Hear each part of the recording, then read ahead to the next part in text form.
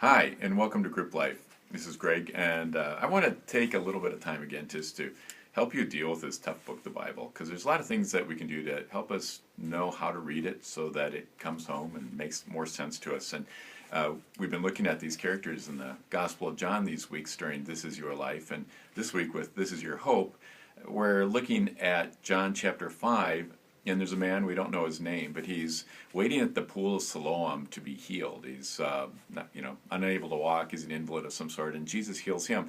It's kind of interesting that Jesus walks among many people. It says there are lots of blind people, lots of people with all kinds of, physical ailments that are there waiting to be healed at this pool, and he just heals this one man.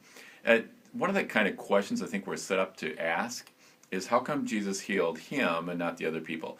Or maybe when we bring that into our life, am I one of the people that Jesus heals or one of the people Jesus doesn't heal? Or the Pharisees coming here, the Jewish authorities that are all kind of skeptical about Jesus. Am I the kind of people, am I the person that Jesus is going to have favor on, or am I the people against Jesus? Don't go there. It's really easy. That's a great surface way to read the Bible. And we fall into that all the time, that there's this group of people and that group of people. There are sheep and there are goats. Which one are you? There's people who believe and those who don't believe.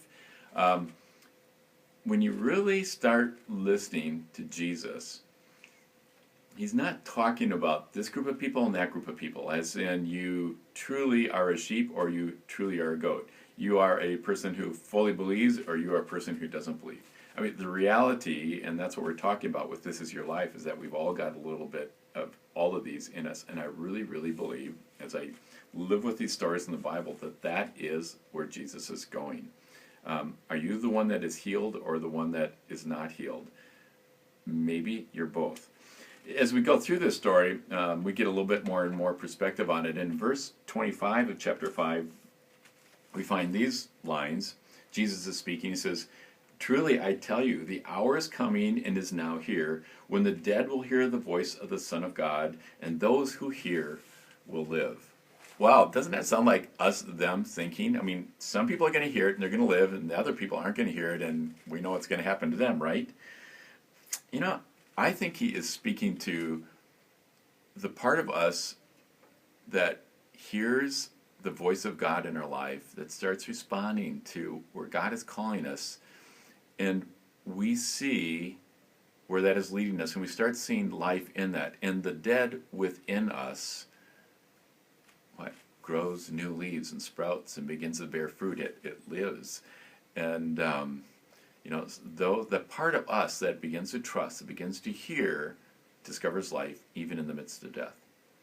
So that's an example of this, but I think you're going to find it a lot of times. And don't fall into this trap of thinking of us and them. Which group of people is this and which group of people is that? Start looking at, what part of me is this, and does this tell the truth about it? What part of me does that tell the truth of? Because this is your life, and that's what Jesus is speaking to.